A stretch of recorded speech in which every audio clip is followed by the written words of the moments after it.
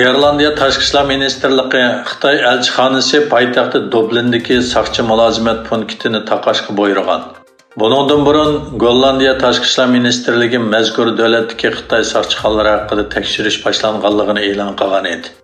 İrlandiya taratqullarining 27 oktyabr xabar qilishicha, Xitoy qonun ijro qilish organlarining chet ellarda soqchixona ta'sis qilganligi haqidagi xabarlar o'tirib chiqqandan keyin İrlandiya Tashqi ishlar ministrligi Dublin shahar markazidagi bir Xitoy soqchi mulozimat markazini taqashga buyurgan.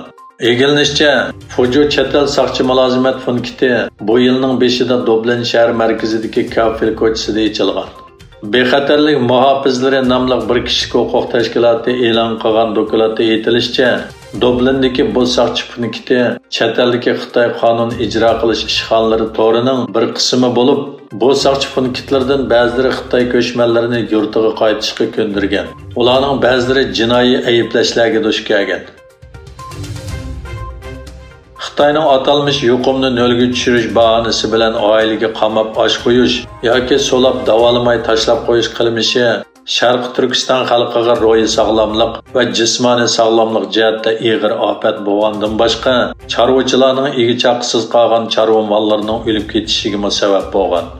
Vaziyatdan xabardor kishilarning inkos qilishicha, G'o'ljida ochliqdan o'lim voqealari yuz bergan yaqinqi oylarda Xitoy doiralari maxsus xodim ajratib jasadlarni to'plagan. Aholilarning meyitini yuvib tarab, urf-odat va diniy yo'sin bo'yicha dafn qilishga ruxsat bermagan. Türkiye Davlat Avtomobil guruhi TOG tarafidan ishlab chiqarilgan tunji mashina Gemlikda o'tkazilgan marosimda davlat raisi Erdo'g'an tarafidan ishlab chiqarish liniyasidan elindi. Bu avtomobillarning turkumlab ishlab chiqarilganligi e'lon qilindi. Erdo'g'an marosimda qilgan so'zida, "Men 2023-yil 1-faslning oxirida TOG'ni yo'llarda ko'rishni umid qilaman. TOG'ning bahosi 2-oyda e'lon qilinadi. Xalqimiz fevraldan boshlab oldin zakaz beralaydi" dedi.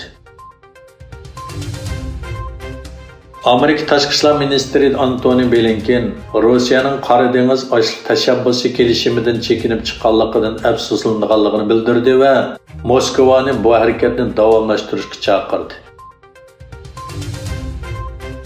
Koreyaning poytaxti Seulda o'tkazilgan Halloween, ya'ni Jodilar bayramida 151 odam dasilib qazo qildi. Koreya raisi Yoon Sung-yeol yakshanba kunni davlat motam kuni deb e'lon qildi. Aloqador tarmoqlar bu kishilardan 50 nafarning tuyuqsiz yuragi to'xtab qilib o'lganligini bildirdi.